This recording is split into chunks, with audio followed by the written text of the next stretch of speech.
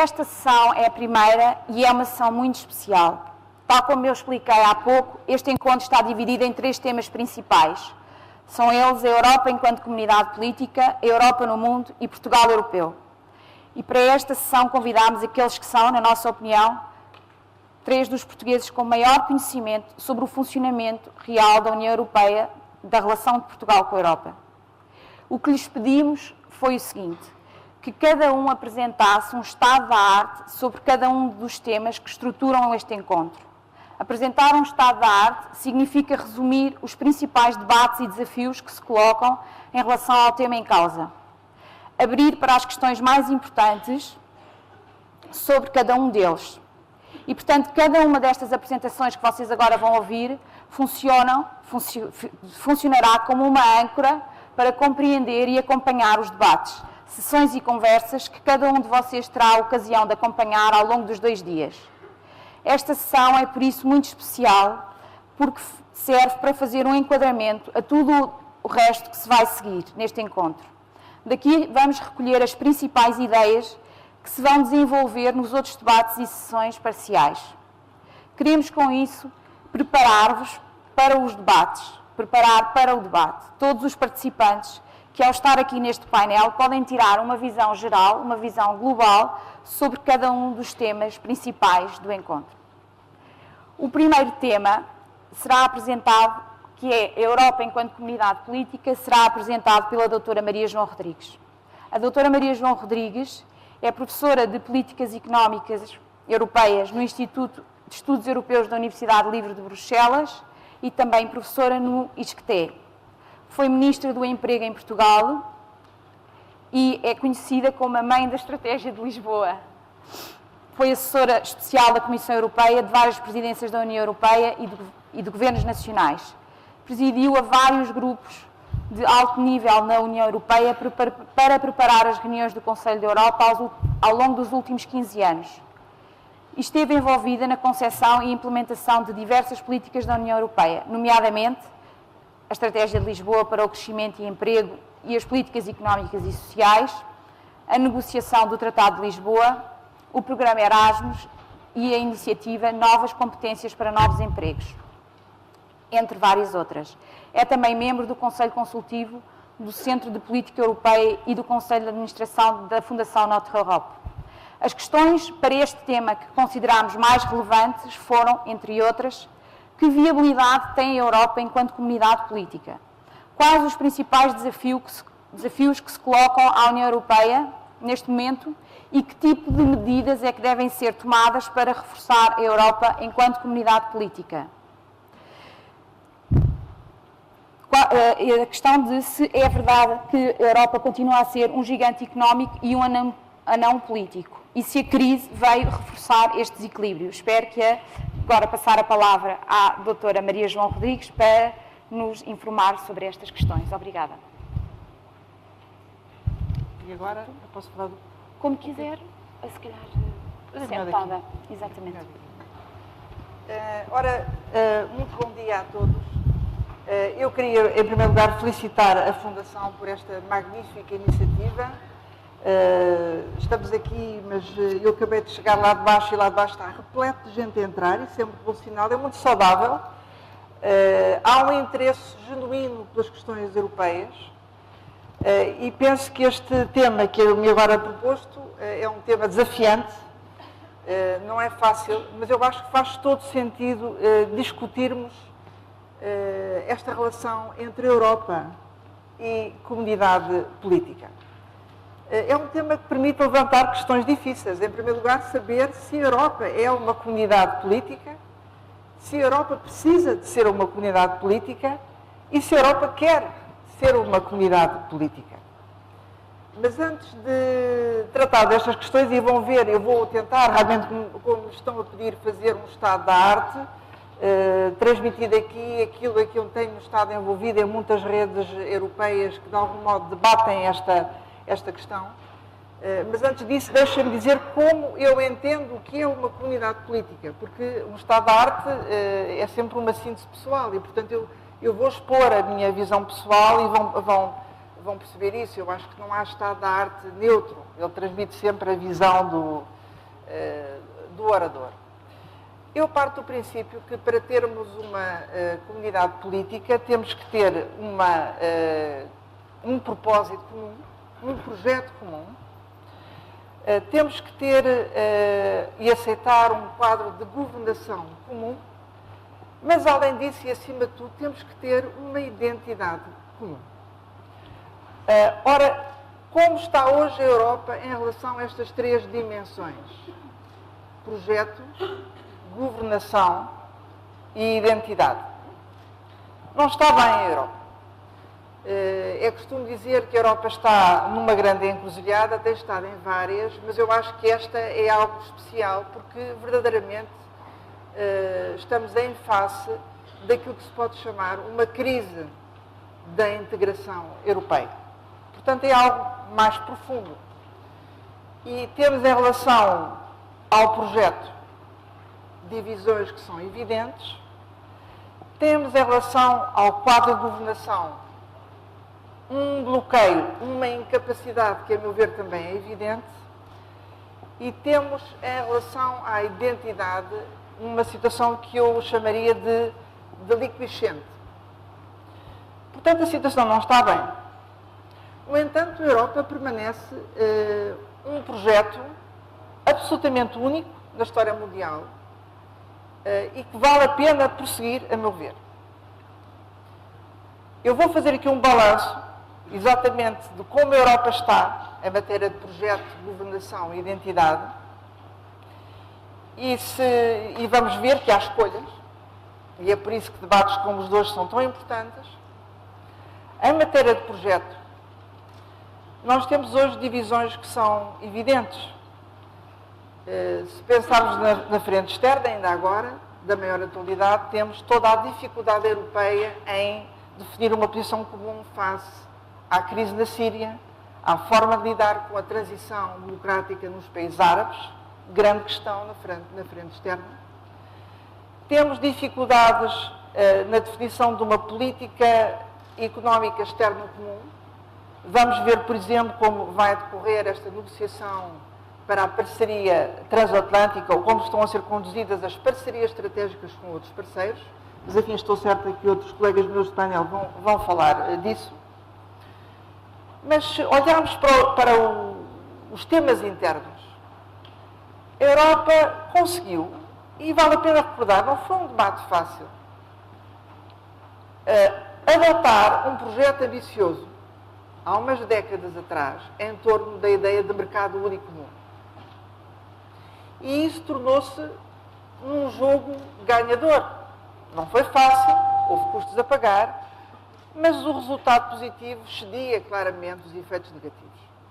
Esse foi um exemplo positivo da construção europeia. Podemos dizer também que em certos momentos houve capacidade da Europa de se pôr de acordo com a agenda comum de crescimento e de criação de emprego. E mesmo mais longe, no sentido de promover um novo tipo de crescimento, a que hoje se chama desenvolvimento sustentável. Portanto, foram momentos importantes de construção de um consenso estratégico que vale a pena valorizar, mas é indesmentível que hoje a Europa está confrontada com uma divisão profunda em torno disto que se chama crise da zona euro. Esta crise é complexa, mas decorre da conjunção de dois tipos de problemas, na minha opinião. Uns que têm a ver, sem dúvida, com a responsabilidade de cada Estado-membro, em matéria de disciplina orçamental, de nível de endividamento assumido pelo país, não só público, mas privado, de capacidade de reforçar a sua competitividade e o seu potencial de crescimento. Tudo isto, de facto, tem a ver com a responsabilidade nacional. Mas há outra parte da explicação para esta crise que também não pode ser iludida, que é o facto de a União Económica e Monetária, tal como ela foi construída, não estar devidamente calibrada e completa. E hoje é evidente que faltam peças nesse sistema que têm a ver com instrumentos comuns para coordenar a economia europeia como um todo instrumentos comuns para gerir a dívida pública de forma mais inteligente e de forma a criar condições de financiamento para todos os Estados-membros que sejam razoáveis, não iguais, mas razoáveis, ou, por exemplo, a necessidade de completar a União Económica e Monetária com aquilo que se chama um instrumento de estabilização de resposta aos choques económicos, a que qualquer Estado-membro pode estar exposto agora ou no futuro. Portanto, faltam essas peças e estas lacunas estavam claramente identificadas desde o início. Ora, em face desta crise da zona euro, basicamente há três escolhas. Ou bem que a Europa prossegue nesta trajetória em que tem estado, de responder passo a passo, quanto baste, numa ótica, digamos assim, minimalista, fazer apenas aquilo que é necessário para que não haja um descalabro. Tem sido essa, digamos, a metodologia de resposta. E isso, a meu ver, incorre num risco de criar dentro da Europa regiões e países que vão ficar bloqueados numa situação de ou recessão ou crescimento muito débil, de uma forma crónica, com desemprego estrutural, imigração não voluntária. Esse risco existe e nós estamos a vivê-lo no nosso próprio país. E não tenhamos ilusões, se isso acontecer, isso vai penalizar também as regiões e os países mais ricos e mais competitivos da Europa. Essa é uma opção possível. A outra opção, que está sempre em cima da mesa, é haver, digamos, um processo mais ou menos organizado de desativação do euro.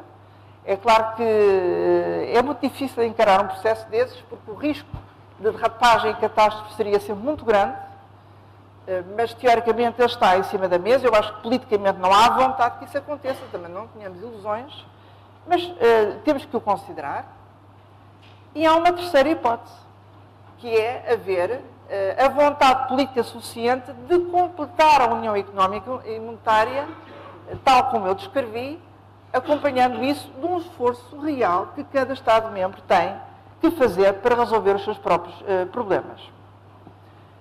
No entanto, isto implica que haja acordo sobre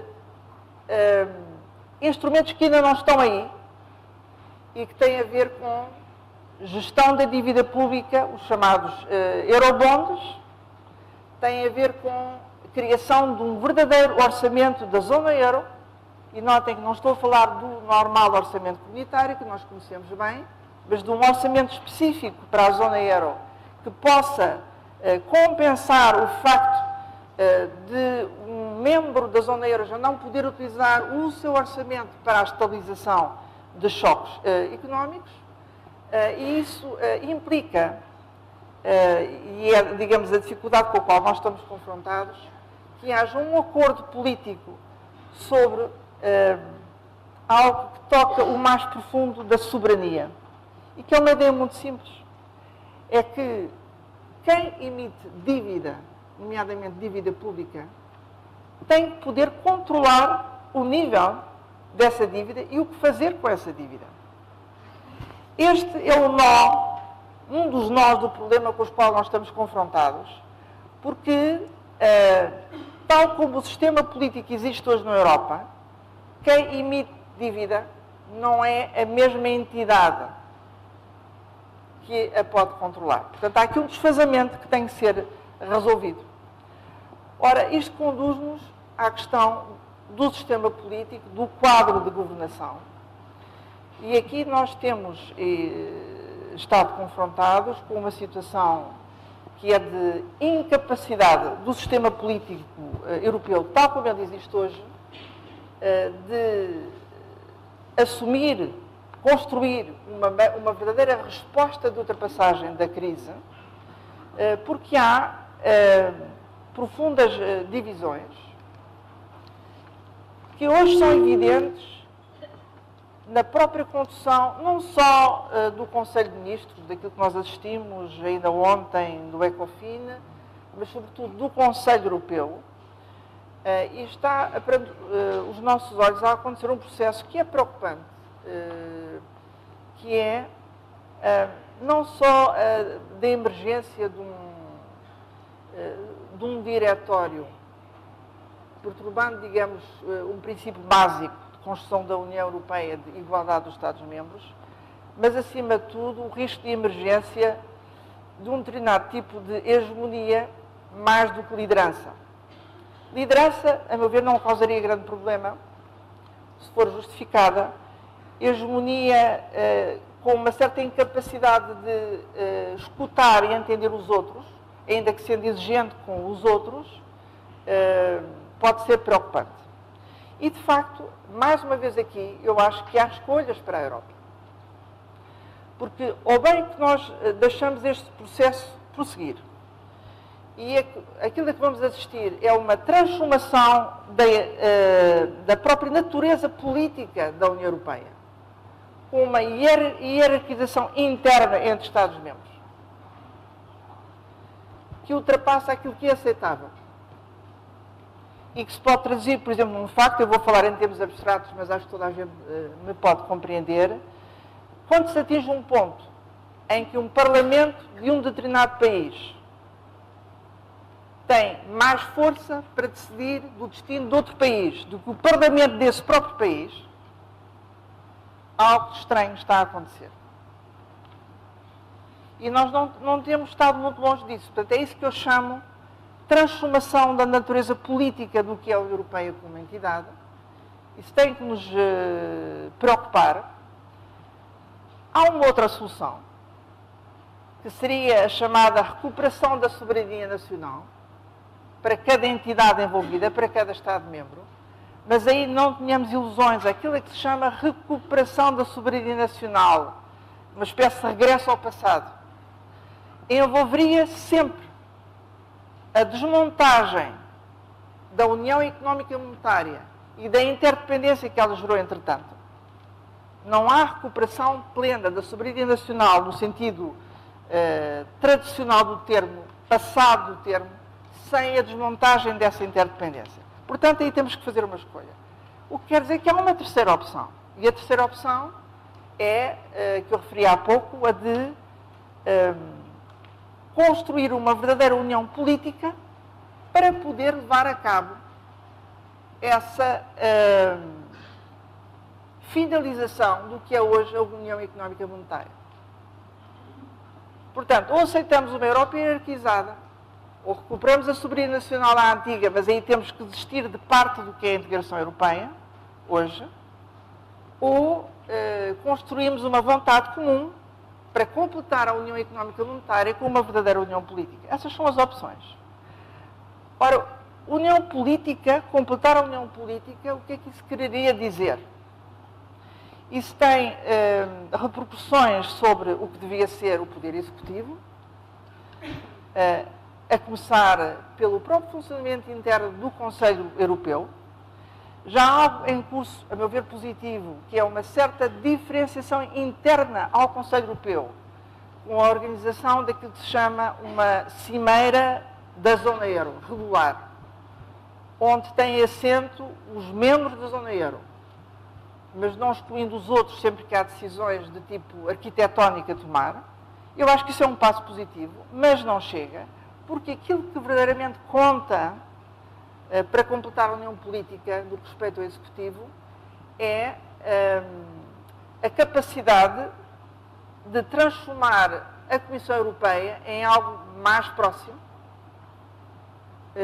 de um governo europeu, o que pressupõe um presidente da Comissão que seja eleito e validado pelo Parlamento Europeu, de acordo com uma lógica mais democrática, e um presidente que tenha mais capacidade de escolher a sua própria equipa e de responder perante o Parlamento Europeu pelas opções que fizer.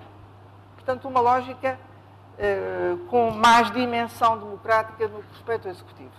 Mas também no Parlamento Europeu, a meu ver, faz sentido não criar, de modo algum, Parlamento paralelo, porque o euro é, de facto, a moeda da União Europeia, mas admitir alguma diferenciação interna dentro do Parlamento Europeu, por forma a que haja capacidade nesse Parlamento para lidar com as questões específicas da zona euro. Essa discussão está em curso mas o resultado devia ser mais formalizado. No entanto, tudo isto só poderá funcionar se, acima de tudo, houver uma alteração do que é ser cidadão europeu.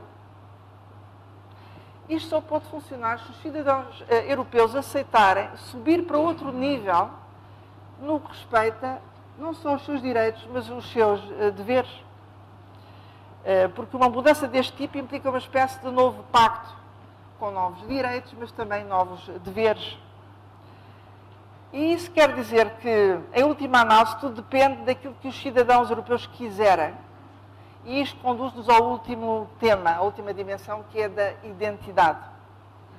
Até que ponto é que nós nos sentimos, além de cidadãos nacionais, cidadãos europeus? O que é que forja, digamos, a identidade comum europeia? Bom, é costume dizer que nós temos uma base de valores comuns e temos, distintiva em termos mundiais, porque não é só, digamos, a trilogia da liberdade, da igualdade, da democracia, mas há uma tradição específica europeia muito distintiva em matéria de alguma coesão, solidariedade interna, e mais recentemente acho que é muito interessante ver essa evolução, e a Europa está indesmentivelmente na linha da frente, a adesão a uma cultura de desenvolvimento sustentável com tudo o que isso implica, portanto, desenvolvimento mais equilibrado entre a dimensão económica, social e ambiental, atenção à justiça entre gerações. Isto é uma visão muito europeia e algo que a Europa ainda tem, de facto, a dar ao mundo. Há uma base comum também muito importante, evidentemente, em matéria de, em última análise, aquilo que se chama modo de vida, estilo de vida. Porque, apesar da crise que nós estamos a viver, a Europa permanece a região do mundo onde é melhor viver. Não tenhamos ilusões sobre isso. E isso é algo que devia unir de forma mais evidente os europeus. Há também uma base que decorre da história, mas isso é mais divisivo, porque, enfim, há um património comum, mas também há uma história de divisões e de conflitos que deixou a sua marca muito pesada. Mas, acima de tudo, a questão joga-se na projeção para o futuro. E aí, a meu ver, há uma enorme lacuna, há uma enorme fragilidade no que respeita àquilo que se chama um espaço público europeu. Ele não existe. Ele ainda não existe. Porque nós não temos mídia verdadeiramente europeus. Mas, acima de tudo, porque nós temos muito poucos atores de verdadeira dimensão europeia. Há atores políticos, há atores culturais de verdadeira dimensão europeia. Temos alguns, mas não chegam. Temos que ter muitíssima massa crítica. Mesmo em matéria de juventude, se nós pensarmos no programa mais emblemático da União Europeia, que é o Erasmus, e toda a gente sabe que quem passa pelo Erasmus fica diferente, fica uma pessoa diferente, mas a verdade é que hoje há sintomas muito preocupantes, mesmo no que respeita ao Erasmus, que está a perder velocidade quando devia ser exatamente o contrário. Portanto, falta aqui alguma coisa só para ilustrar. Eu seria a favor de um verdadeiro serviço público de televisão europeu. Não existe. Mas, acima de tudo, a emergência de atores europeus. Queria concluir dizendo que, como viram, eu fui identificando opções possíveis nestas três dimensões: projeto, governação e identidade. Mas agora vou assumir a minha própria opção para concluir, para ficar claro qual é a minha preferência. Eu ponho as coisas já em termos muito simples, quer dizer assim, nós estamos de facto em frente de uma crise muito grave, como nós nunca vivemos, da integração europeia, mas também sabemos que uma crise pode ser uma oportunidade. Essa oportunidade pode ser perdida. Não devia ser perdida. E se não quisermos perdê-la, a meu ver, nós tínhamos que fazer estas opções. A matéria de projeto: completar a União Económica e Monetária, pedir o esforço necessário a cada país para ultrapassar esta crise da zona euro. Em matéria de governação, dotar a União Europeia de uma verdadeira união política e, em matéria de identidade, fazer emergir essa identidade europeia que depende de atores de dimensão europeia que têm que ser multiplicados em grande escala. Mas, acima de tudo, e com isto a minha última frase, depende daquilo que cada um de nós quiser ser como cidadão europeu. O que é que cada um de nós, e fica aqui a questão agora para a audiência, o que é que cada um de nós quer ser como cidadão europeu? O que é que espera da Europa e o que é que está disposto a dar ao projeto europeu? E essa é a questão. Muito obrigada.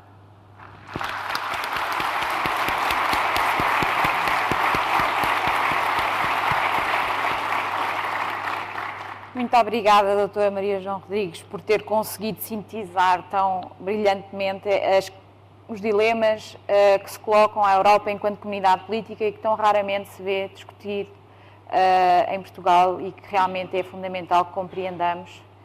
Há aqui várias opções e elas não são indiferentes porque vão ter, com certeza, muitas consequências para o futuro de Portugal e da Europa.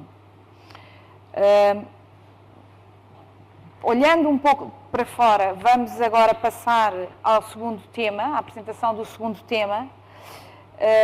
O segundo tema é a Europa no mundo. Portanto, discute-se bastante a crise europeia, mas é preciso ver que a Europa existe num mundo que não parou e que não está em crise como a Europa. E convidámos então o Dr. João Marques de Almeida, doutorado em Relações Internacionais e Ciência Política pela London School of Economics. Foi durante 6 anos assessor político do Presidente da Comissão Europeia, Dr. José Manuel Durão Barroso, e era consultor para questões institucionais da União Europeia. Entre 2010 e 2012 liderou a Unidade de Política Externa do Gabinete de Conselheiros de Política Europeia. É um escritório de planeamento estratégico do Presidente da Comissão Europeia que trabalha sobre a relação transatlântica, as relações com parceiros estratégicos da UE, Turquia, Oriente Médio, África e América do Sul. É presentemente consultor em Londres e, antes disso, foi diretor do Instituto de Defesa Nacional em Lisboa. Para este tema, as questões que nós consideramos mais relevantes foram as seguintes. Em primeiro lugar, perceber se a posição da Europa no mundo continua muito dependente da sua relação com os Estados Unidos. A Europa sempre tendeu a seguir muito o posicionamento dos Estados Unidos. Não sabemos como é que isso está neste momento, era importante saber. Que impacto é que tem a emergência dos BRICS para a posição de influência da Europa no mundo e em que medida é que a Europa consegue competir? E que tipo de questões é que deveríamos colocar, porventura, relacionadas com que impacto é que a crise que se vive na Europa poderá ter para o seu relacionamento com as outras potências. Obrigada. Como preferir.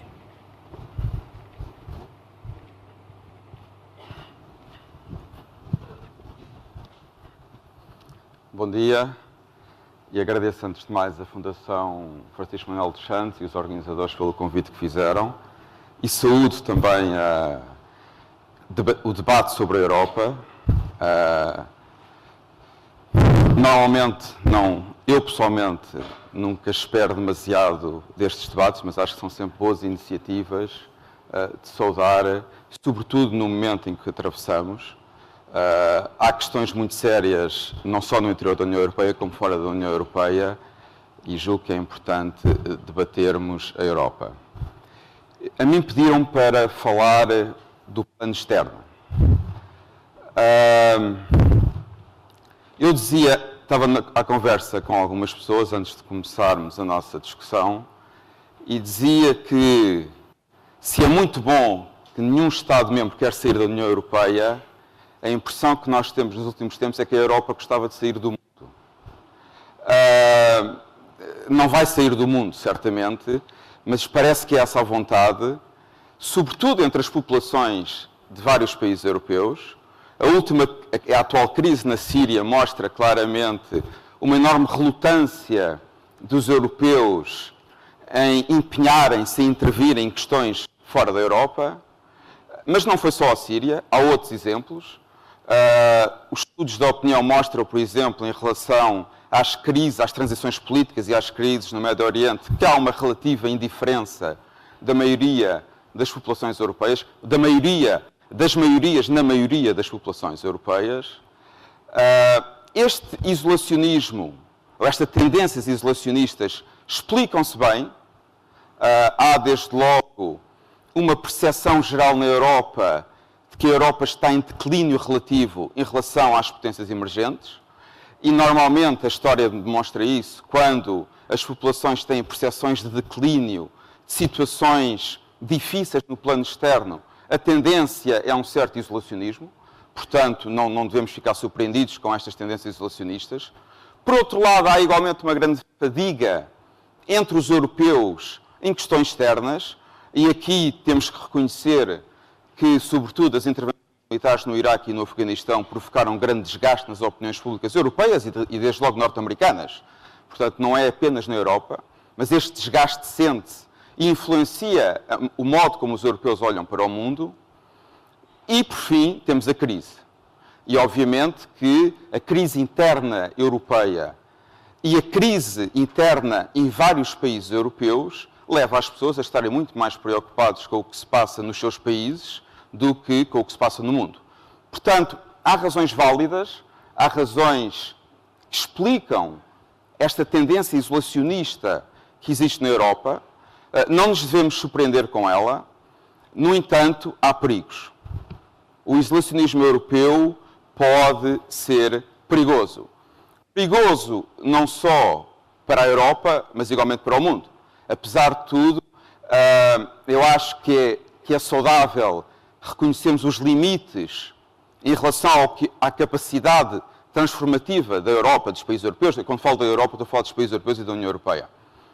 Em relação ao resto do mundo, há claramente coisas que a Europa não consegue fazer. Há limites ao poder da Europa, mas, apesar de tudo, a Europa é uma boa influência, uma influência positiva no resto do mundo.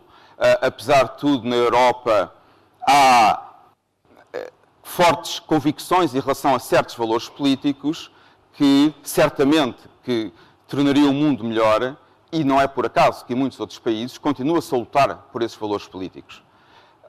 Portanto, eu julgo que é importante termos consciência dos perigos que existem em relação ao isolacionismo europeu. E eu gostaria de falar, sobretudo, de 3 perigos e que exigem debates na Europa e, sobretudo, decisões políticas importantes nos próximos tempos na Europa. O primeiro perigo é o que eu chamaria uma espécie de cinismo político. Este cinismo poderia ser o resultado de se verificar que a Europa tem incapacidade de transformar o mundo, ou transformar certas questões no mundo, e, sobretudo, transformar politicamente os países vizinhos, e dessa incapacidade passarmos para uma situação de indiferença política. Indiferença em relação às lutas, aos conflitos sobre valores que nós consideramos fundamentais. E é preciso ter muito cuidado com esta indiferença. Eu reconheço, e julgo que a maioria reconhece, que a União Europeia, os países europeus, não têm uma capacidade decisiva, por exemplo, para alterar a situação no Egito. Temos que reconhecer isso. Os Estados Unidos também não têm. Não é um problema unicamente europeu. Não há. O Egito, neste momento, atravessa, se quiserem, um problema entre 2 más soluções, entre 2 soluções negativas. Temos, de um lado, um poder autoritário militar e, do outro lado, um movimento político radical, profundamente antidemocrático, mesmo que tenha ganho eleições, e, sobretudo, profundamente anti-europeu e anti-ocidental. Portanto, perante neste tipo de conflito, é muito difícil, há uma tarefa diplomática extremamente difícil para a União Europeia. E é preciso reconhecer os limites da União Europeia e dos países europeus em relação a esse conflito. Mas isso nunca nos deve levar a uma situação de indiferença em relação a questões de valores políticos. O mesmo se passa, por exemplo, na Rússia. É óbvio que há necessidade de ter determinadas relações políticas, diplomáticas, comerciais com a Rússia. Mas isso nunca pode levar os europeus a ignorarem certas coisas que se passam na Rússia e, se for necessário, a criticar o que se passa na Rússia. Eu voltarei à Rússia na parte final da minha intervenção. E uma das razões por que me parece fundamental nunca termos indiferença perante as questões dos valores tem a ver também com as questões dos valores democráticos e de certos valores políticos dentro da Europa. Se começarmos a ser indiferente em relação às lutas por estes valores fora da Europa, a nossa própria democracia pode começar a ficar afetada e em perigo. Porque não é possível ser-se durante muito tempo indiferente em relação a certos valores sem pagar um preço internamente. E convém sublinhar neste ponto que às vezes há uma certa tendência na Europa para achar que a democracia a democracia e os valores políticos à volta da democracia, não apenas a democracia, são valores intrinsecamente europeus, no sentido em que quase sempre existiram na Europa. Não são. A Europa tem este aspecto extraordinário na sua história, foi capaz do melhor e do pior, mas também há tradições terríveis, tradições políticas terríveis na Europa. E vale a pena lembrarmos sempre disso.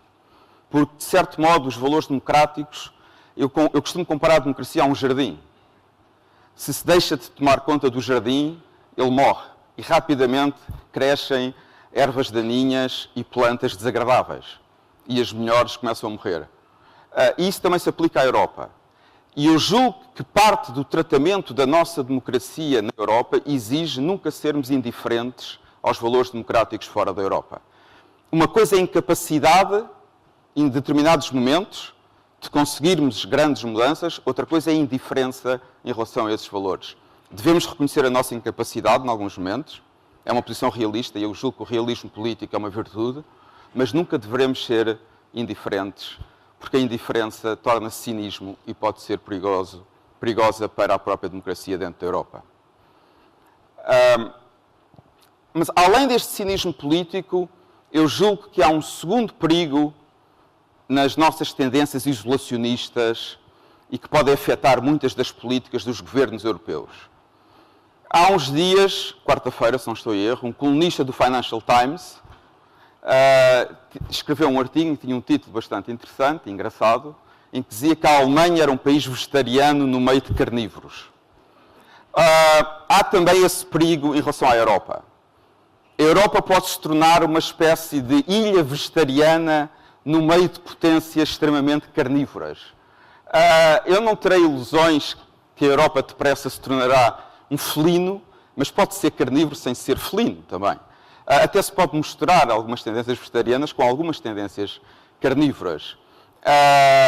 E obviamente que este vegetarianismo europeu, no entender do autor, e eu concordo com essa análise, tem a ver sobretudo com a capacidade militar e a capacidade de defesa na Europa. E não vale a pena também aqui termos grandes ilusões, porque há claramente na Europa fortes correntes antimilitaristas. E isto também se explica, percebe-se pela nossa história. A União Europeia, a integração europeia começou como, sobretudo, um projeto de paz entre europeus, com uma renúncia em relação às terríveis guerras da primeira metade do século XX.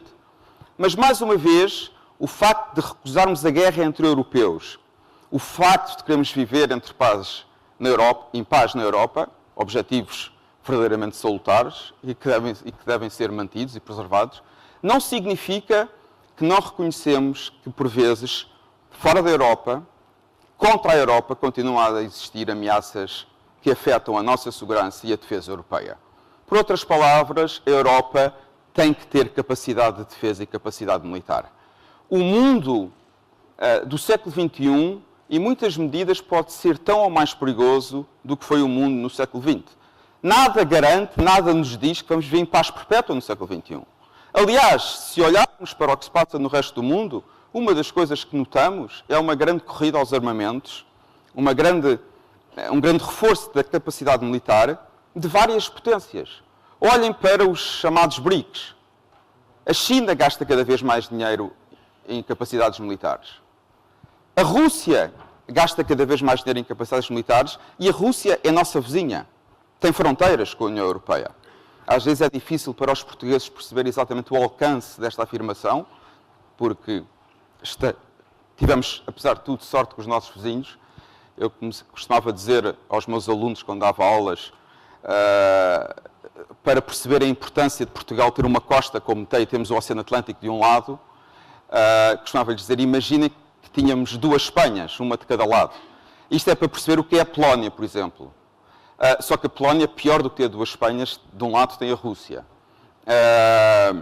E, portanto, é preciso perceber que nós temos vizinhos que estão a reforçar o seu poder militar, que têm regimes que não têm qualquer tipo de preocupação em utilizar a força militar ou a ameaça do uso da força militar para prosseguir os seus objetivos políticos. O que se passa no sul do Mediterrâneo é igualmente perigoso. Ninguém consegue antecipar qual será a evolução política estratégica do sul do Mediterrâneo. Portanto, a nossa vizinhança, a vizinhança europeia, está a tornar-se perigosa. E está a tornar-se, possivelmente, cada vez mais perigosa. Ora, eu vejo com preocupação a incapacidade europeia, neste momento, de investir no poder militar. Acho que é preocupante. E, sobretudo, vejo com preocupação a relutância estratégica em querer perceber, isto não tem nada a ver com defender-se ou não se defender uma intervenção na Síria agora, mas uma cultura política que recusa aceitar que, por vezes, é necessário utilizar a força militar. Há exceções ainda na Europa, sobretudo a França e o Reino Unido, mas há uma tendência crescente na Europa em querer recusar o instrumento da defesa, o instrumento militar, como um instrumento de política externa. E, sobretudo, cria outro problema, que é uma grande dependência em capacidade, em termos de defesa, dos Estados Unidos. Eu, pessoalmente, defendo uma forte relação transatlântica, mas acho que é sempre um erro em política colocarmos a nossa defesa e a nossa segurança nas mãos de outros países, apesar de termos alianças fortes com esses países. Nós não sabemos também qual será o futuro dos Estados Unidos, não sabemos se os Estados Unidos estarão sempre dispostos a intervir em conflitos que afetem a segurança da Europa e, portanto, a Europa tem que ser capaz de se defender a si própria, porque senão o seu futuro no mundo será mais preocupante. O meu terceiro ponto, o terceiro perigo deste isolacionismo é o que eu chamaria uma espécie de permanente neutralidade estratégica que leva, muitas vezes na Europa, a hesitar-se entre quem são os nossos principais aliados, quem são os nossos adversários, onde estão as nossas ameaças e, sobretudo, quais são os nossos interesses. E se não se responder a estas questões, quem são os nossos aliados, quem são os nossos adversários, quais são as ameaças à nossa segurança e quais são os nossos interesses fundamentais, não há política externa. E não vale a pena tentar adiar estas opções, porque isso não substitui estas escolhas. Adiar não substitui fazer escolhas decisivas em política externa. Significa apenas adiar ter uma política externa. E aqui julgo que devemos ser muito claros. Eu, pelo menos, sou muito claro em relação à minha posição. Aceito que haja divergências e portanto, podemos debatê-las. Eu julgo que os Estados Unidos continuam a ser o principal aliado da Europa e dos países europeus. É óbvio que há divergências entre a Europa e os Estados Unidos. Nós nem sempre concordamos com decisões tomadas na política interna americana. Certamente que os americanos também nem sempre concordam com decisões tomadas no interior dos países europeus e da União Europeia. Temos que saber viver com estas divergências e com estas diferenças. Mas uma coisa que nunca devemos fazer, e julgo que é bastante negativo, é colocar as chamadas parcerias estratégicas com potências emergentes e com os Estados Unidos no mesmo plano. Há diferenças. Os Estados Unidos são diferentes da China. E temos que assumir claramente isso. Os Estados Unidos são diferentes da Rússia. Vão começar agora com os Estados Unidos, ou já começaram, aliás, relações que visam criar um tratado comercial e de investimento entre a União Europeia e os Estados Unidos. São possivelmente as negociações mais ambiciosas da União Europeia dos últimos anos. Julgo que, se conseguirmos concluir, estas negociações serão difíceis. Há uma grande vontade política dos dois lados, mas, como sempre acontece, sobretudo em negociações comerciais, o grande problema são os detalhes. E vai haver grandes obstáculos, quer de um lado, quer do outro. Mas é uma oportunidade e, sobretudo, não é apenas uma oportunidade económica. É óbvio que as economias europeias e norte-americanas irão beneficiar se concluirmos este tratado, mas é, sobretudo, uma oportunidade estratégica. Este tratado pode permitir que haja uma renovação da aliança estratégica entre a União Europeia e os Estados Unidos. E esta renovação é importante, sobretudo porque o modelo da relação estratégica da Guerra Fria julgo que está esgotado. A Aliança Atlântica não chega para uma relação transatlântica saudável, dinâmica e que tenha influência no mundo. A Aliança Atlântica continua a ser importante, continua a ser um pilar importante da relação transatlântica, mas não é suficiente. É preciso mais do que a Aliança Atlântica. E, sobretudo, é preciso mais no momento em que as relações económicas e as relações comerciais são cada vez mais importantes. De certo modo, nós podemos estar a assistir a uma transição entre uma geopolítica assente em questões de defesa de conflitos tradicionais entre Estados para uma espécie de uma geoeconomia onde as relações comerciais e a capacidade e políticas de investimento económico serão cada vez mais importantes. E, nesse sentido, a União Europeia e os Estados Unidos continuam a partilhar valores comuns, não só valores políticos, mas valores económicos. Valores que têm a ver com o modo como organizam as suas economias, com o modo que olham para a relação entre o Estado e o setor privado na vida económica, em relação a regras de investimento, e é muito importante, sobretudo com a emergência de grandes potências económicas, que a União Europeia e os Estados Unidos se possam reforçar essa relação, porque, se reforçarem essa relação, serão capazes de defender muito melhor os seus interesses económicos no mundo e, sobretudo, defender os interesses económicos dos agentes económicos europeus e norte-americanos. Uma palavra em relação à Rússia, como disse há pouco. Há alguma tendência, em alguns setores europeus, em algumas capitais, em alguns setores mesmo em Bruxelas, de às vezes olhar para a União Europeia como uma espécie de uma terceira via, ou para alguns países europeus, entre a Rússia e os Estados Unidos. Por exemplo, há 2 semanas, a propósito da crise na Síria, um antigo ministro dos Negócios Estrangeiros alemão escreveu um artigo, na opinião, no Spiegel, a criticar o governo alemão. Obviamente que este artigo tem que ser visto no contexto das eleições alemãs, mas a criticar o governo alemão por ter perdido a capacidade de diálogo com a Rússia, que agora poderia ser bastante útil neste afastamento entre a Rússia e os Estados Unidos. Mais uma vez, eu julgo que aqui a nossa obrigação é sermos claros. Acho que é um grande erro, um grande equívoco, pôr a Rússia e os Estados Unidos no mesmo patamar. Eu não estou a defender, longe disso, nenhum regresso a uma espécie de Guerra Fria, mas o facto é que o receio de acharem que estamos a defender o regresso à Guerra Fria não nos deve impedir de dizer o que parece óbvio. Nós já temos e teremos problemas sérios com a Rússia no futuro. Eu estive há 2 semanas numa conferência em Riga e vi perfeitamente o que pessoas dos países bálticos, da Polónia, da Roménia, da República Checa, pensam em relação à Rússia. Estes países são membros da União Europeia. A solidariedade dentro da União Europeia não pode ser apenas uma solidariedade económica. Também deve ser uma solidariedade política e até uma solidariedade diplomática. Se nós temos Estados-membros dentro da União Europeia que consideram a Rússia uma grave ameaça à sua segurança, temos que levar isto a sério. E às vezes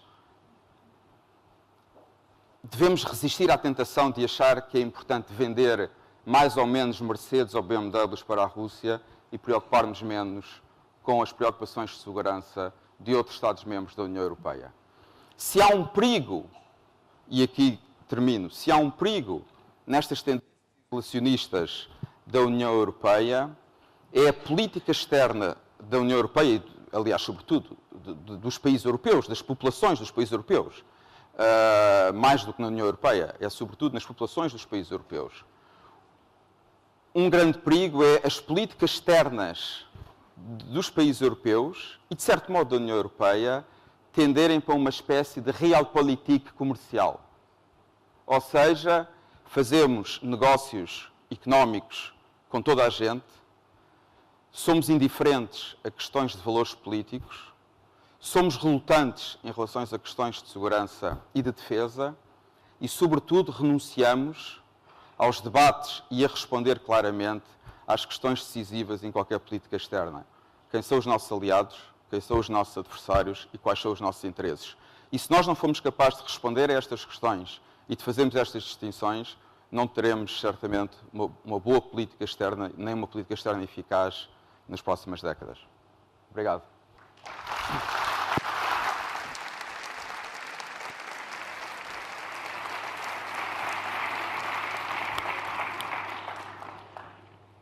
Muito obrigada ao Dr. João Marcos de Almeida por esta apresentação, esta síntese, mais uma vez, esta visão geral sobre a Europa no mundo. De facto, o grau de integração económica que foi conseguido internamente contrasta muito com a incipiência da política externa e este isolacionismo que referiu é, porventura, cada vez mais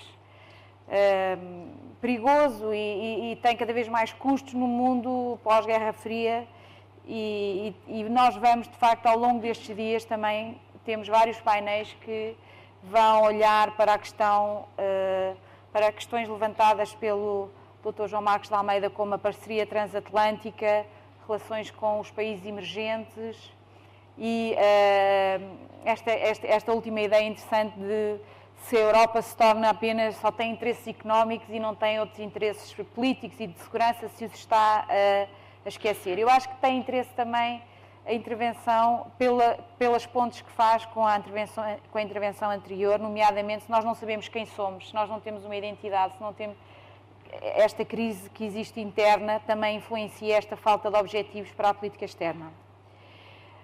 Passando agora então ao terceiro tema, que vai ser apresentado pelo Dr. António Vitorino. O Dr. António Vitorino, o terceiro tema é, obviamente, Portugal na Europa. O Dr. António Vitorino, que foi deputado à Assembleia da República entre 1980 e 2006, secretário de Estado dos Assuntos Parlamentares, secretário adjunto do Governo de Macau, juiz do Tribunal Constitucional, deputado ao Parlamento Europeu, Comissário Europeu para a Justiça e os Assuntos Internos entre 99 e 2004, brevemente Ministro da Presidência e da Defesa Nacional e neste momento é Presidente da Fundação Notre Europe. Dei a palavra ao Dr. António Vitorino.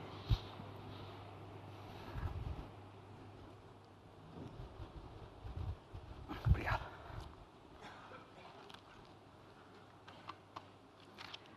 Então, muito bom dia, muito obrigado. Eu começo por agradecer o convite da Fundação Francisco Manuel dos Santos. Confessar que, como a Maria João falou sentada e o João falou de pé, eu hesitei sobre onde é que me devia posicionar e depois cheguei à conclusão que, no meu caso, como se vê, se calhar a opção é neutra.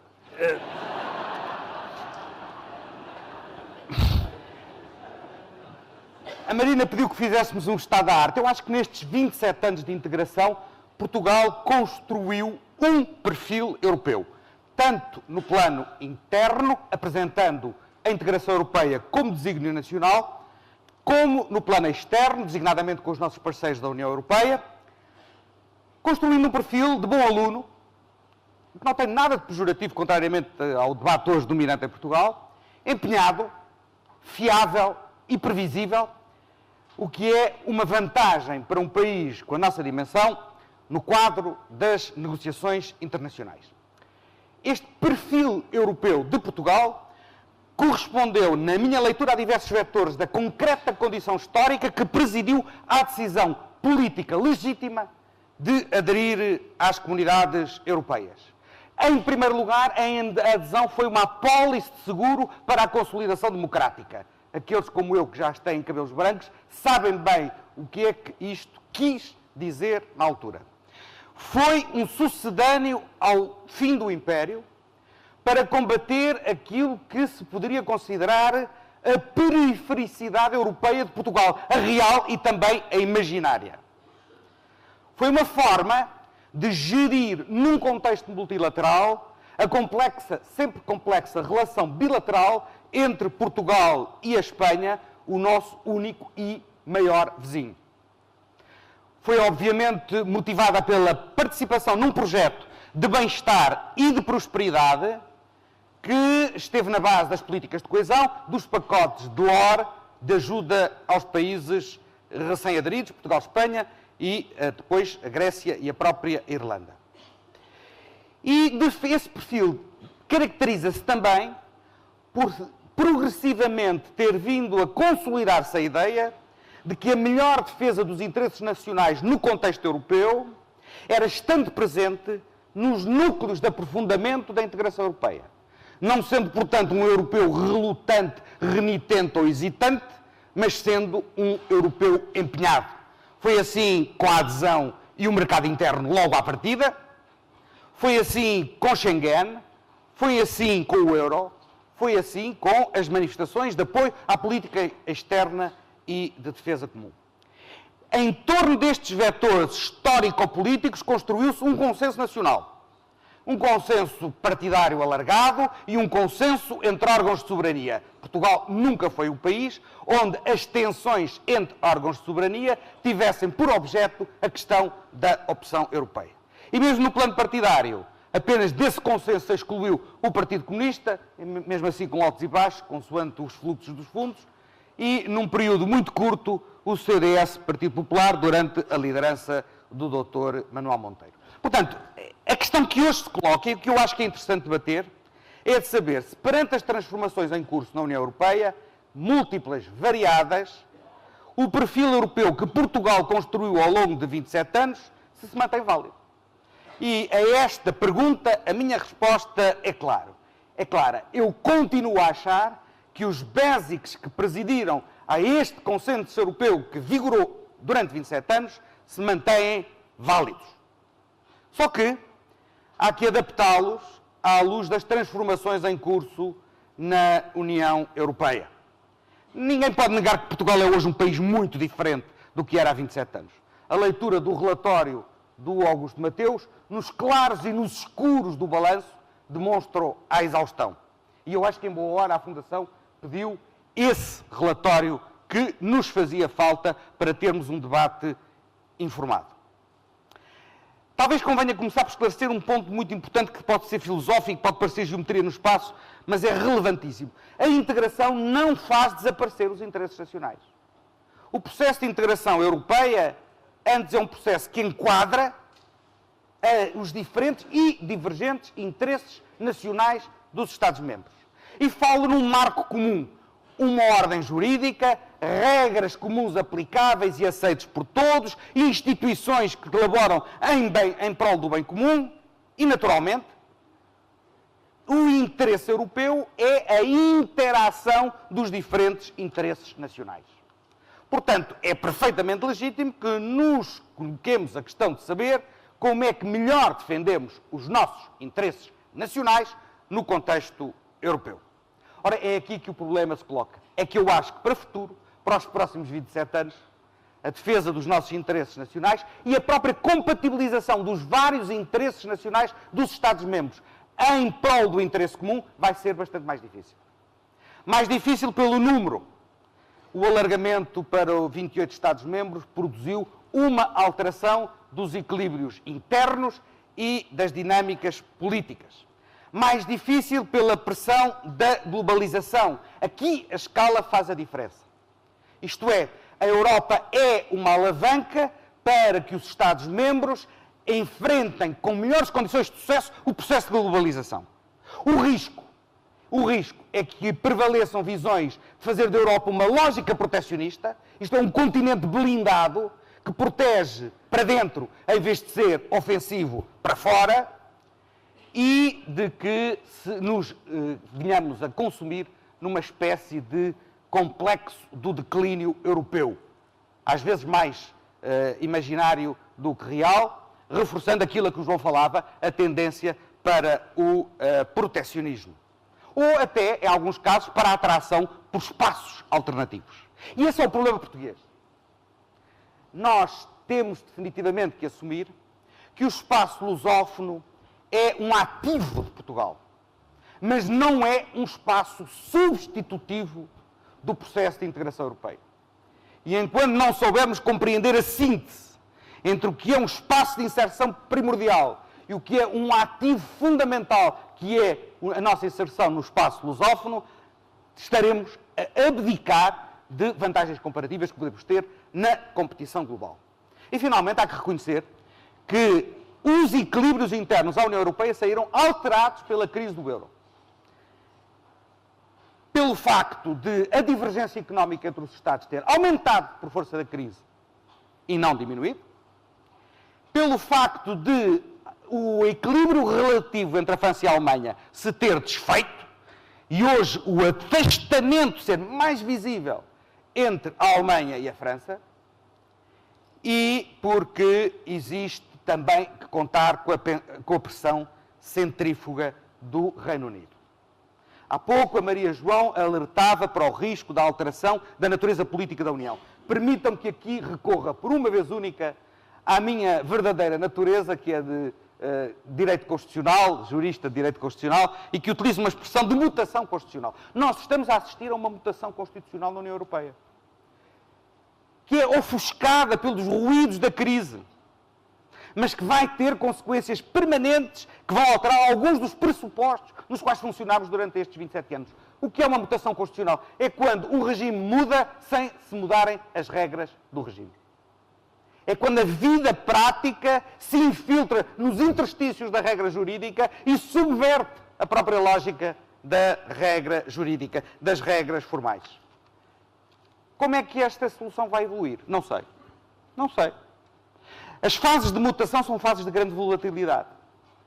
E por isso é ainda demasiado cedo para saber como é que estas dinâmicas que estão a ser desencadeadas agora vão finalmente cristalizar, quando se estabilizarem. Eu nem sou capaz de pensar quando é que elas se estabilizarão. Agora, uma coisa que eu sei, há evidências que são enganadoras. Hoje, o tema dominante na Europa é a Europa alemã. Pois bem, a Europa alemã, perdoem-se uma expressão maoísta, é um tigre de papel. Porque muitas vezes nós não temos em linha de conta que se está a criar um ambiente onde acabaremos no fim da linha por pedir à Alemanha aquilo que a Alemanha não nos pode dar. Por razões de constrangimento interno, mas também pelas suas próprias vulnerabilidades. Eu não quero ser desagradável com a Alemanha, muito menos na presença na sala do Sr. Embaixador alemão, mas, portanto, se puder poupar o telegrama para Berlim, eu agradecia, mas a verdade é esta. A Alemanha tem uma posição política dominante relutante em relação ao momento unipolar. Portanto, a lógica da hegemonia alemã é à contre-cœur, é contra a sua própria cultura histórica e interesse político, é assimétrica, no sentido que ao grande peso económico da Alemanha no contexto europeu corresponde uma grande timidez na política externa e defesa, e um debate de cultura de política externa na Alemanha muito preocupante, onde algumas das tendências do João se manifestam, sobre a indiferença, o distanciamento e a prevalência da geoeconomia sobre os valores da geopolítica. A Alemanha é um problema que está confrontado com um desafio demográfico significativo, que vai ter consequências na sustentabilidade do seu sistema de segurança social. A Alemanha é um país que, tal como os outros países europeus, na crise provocou o aumento das desigualdades sociais. E é um país que ainda tem sintomas de grande protecionismo, por exemplo, no setor dos serviços, e é um país que tem uma grande qualidade no produto, mas que está a perder dinamismo no plano da inovação. E este contexto sublinha uma coisa muito simples, é que também a Alemanha precisa da Europa. E se nós precisamos da Alemanha, também a Alemanha precisa da Europa. Por isso, neste horizonte de incerteza, o que é que pode fazer um país nas nossas condições? Bom, ter prioridades claras, escolher as convergências e as alianças que melhor defendam o seu interesse nacional. Em primeiro lugar, eu continuo a achar que para um país como Portugal é importante que o eixo franco-alemão funcione. Não como um eixo hegemónico, não como um eixo de dominância à la Mercosur, mas um eixo propulsor do diálogo político e da integração europeia. Mas tal como no romance do Dumas, os três mosqueteiros também eram 4. O eixo franco-alemão também são 3. E o terceiro, que não aparece na história, é o Reino Unido. Porque não vale a pena ter ilusões. A relação recíproca entre a França e a Alemanha tem uma lógica de equilíbrio para a qual conta significativamente aquilo que é a tradicional relutância britânica. Se as tendências centrífugas britânicas desaparecerem, porque o Reino Unido abandona, o reequilíbrio, a recalibragem interna do eixo franco-alemão será muito mais complexa e diferente do que foi no passado. Portanto, o interesse de Portugal é que o Reino Unido não abandone a União Europeia. É um interesse que tem a ver com a lógica interna do próprio projeto europeu, mas também tem a ver com uma outra dimensão importante que o João sublinhou, que é nós somos um país que, no âmbito europeu, nos identificamos com a frente atlântica. A saída do Reino Unido significaria uma perda relativa do peso daqueles países que têm uma sensibilidade especial atlântica e levaria a um afunilamento continentalista que seria negativo para os nossos interesses. Mas assim como eu agora acabei de ser simpático com o Reino Unido, deixem-me ser antipático. Mas há uma coisa que eu devo dizer com toda a clareza. Se alguns dos argumentos do Reino Unido sobre o futuro do projeto europeu fazem sentido e até correspondem ao nosso interesse nacional, Portugal não deve alinhar numa ilusão de uma Europa à la carte. E isso é o fundamental do programa político do Histórias, do governo britânico. Nós temos que garantir que a Europa não é um supermercado onde se vai levantar da prateleira apenas o produto que se pretende para consumo naquele preciso momento.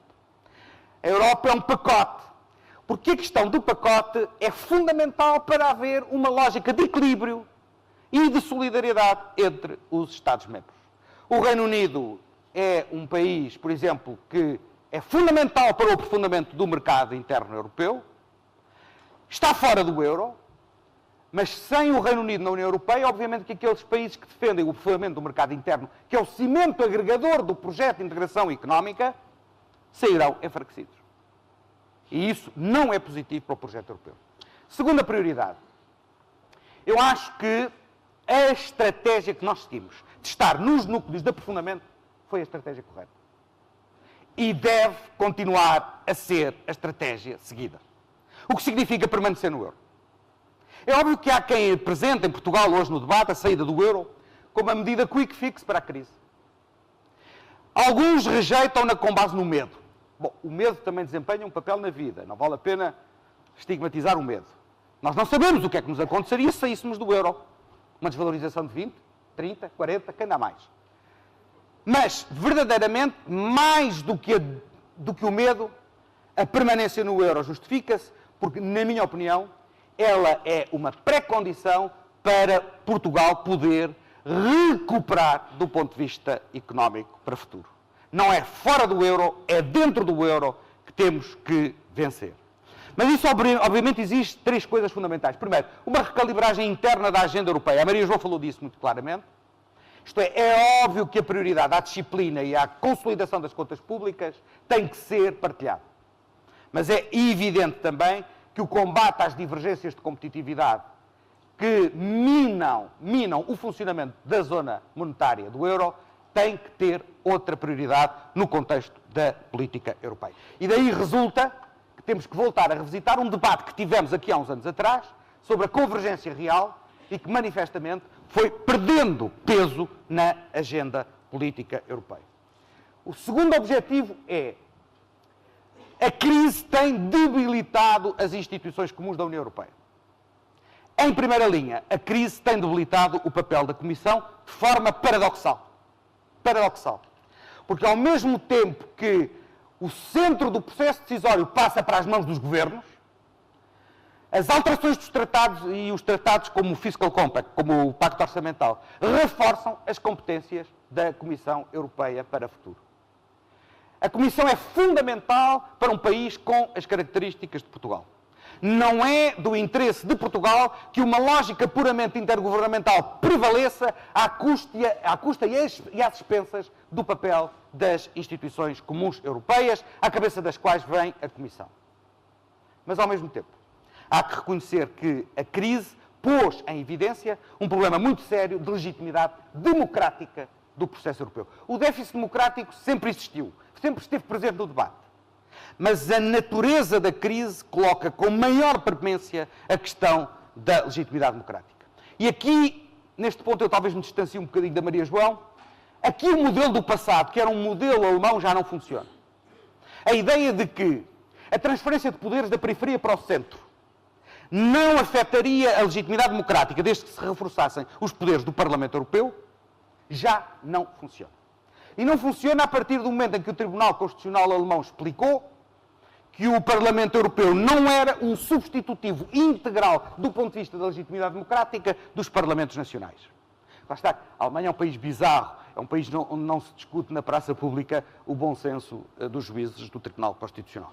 Mas, a partir do momento em que o Tribunal Constitucional Alemão disse isto, é relativamente evidente que a questão da legitimidade democrática da União Europeia se coloca na necessidade de fazer entrar os Parlamentos Nacionais na dinâmica da legitimação das decisões europeias.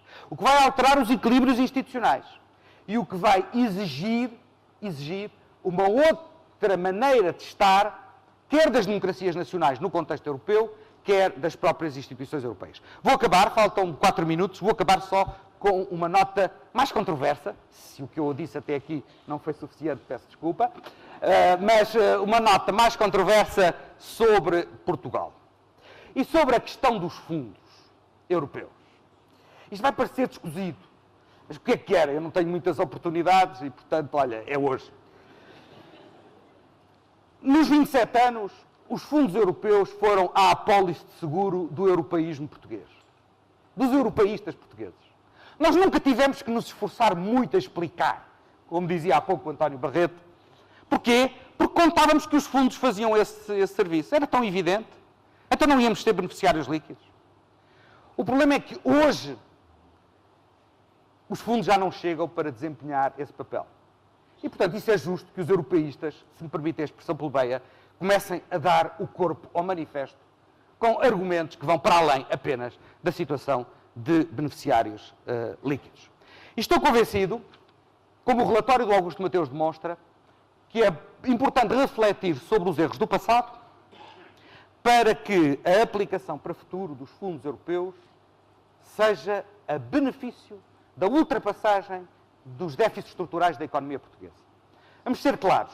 Eu nunca subscrevi a tese da subsídio-dependência. Todos os países europeus receberam subsídios europeus. Se uns se tornaram subsídios dependentes e outros não, o problema não está nos subsídios, peço desculpa, o problema está no lado do recebedor e na qualidade das instituições públicas e privadas, sublinho bem, públicas e privadas, que recebem e utilizam os fundos. Em Portugal, viveu-se durante 27 anos num princípio errado. O sucesso da utilização dos fundos era da taxa de execução. Quanto maior for a taxa de execução, melhor o sucesso da aplicação dos fundos. Isso é um equívoco. Porque muitas vezes, para cumprir taxas de execução elevadas, se fizeram aplicações de fundos em objetivos que não tinham nenhum efeito multiplicador sobre o crescimento económico. E é esse paradigma cultural, que não é genético à existência de fundos, que tem que ser rompido. E há 2 ideias que eu gostava de lhes deixar. A primeira, uma ideia interessante, que há poucos dias o ministro Miguel Poiares de Maduro falou, que é a ideia de introduzir um princípio de concorrência no acesso aos fundos. Há que ver como é que isto é nos detalhes, sobretudo qual é a transparência inerente a este princípio, mas obviamente que me parece estar aqui incita a ideia de maior seletividade na escolha dos programas e dos projetos, tendo em linha de conta o papel que eles podem desempenhar no desenvolvimento económico português. Mas isto não terá sucesso se não for acompanhado de uma cultura de avaliação, não aquela cultura de avaliação tecnocrática da forma de utilização de cada fundo em concreto em cada programa, mas o efeito agregado dos fundos no crescimento económico do país. Já tenho mais dúvidas numa segunda vertente. É a opção entre descentralização e centralização na utilização dos fundos. Eu reconheço que a proximidade dos destinatários finais tem uma enorme vantagem do ponto de vista da sensibilidade quanto às condições de sucesso de um programa ou de um projeto. Mas também chama a atenção que a descentralização torna mais fácil a captura dos fundos pelos interesses instalados na sociedade. E, portanto, tem que haver aqui uma dimensão crítica nacional do papel dos fundos europeus no desenvolvimento económico, que resista à tentação de satisfazer todas as capelinhas, fazendo pequenos programinhas para que todos possam ter um pouco de acesso aos fundos, e ver a questão numa perspectiva agregada sobre qual é o contributo que os fundos podem dar para o desenvolvimento do país. Isto abre espaços para novos protagonismos, no público e no privado, nas universidades e nas empresas, nas redes, e, se não for por aí, não sei como é que chegamos lá. Muito obrigado.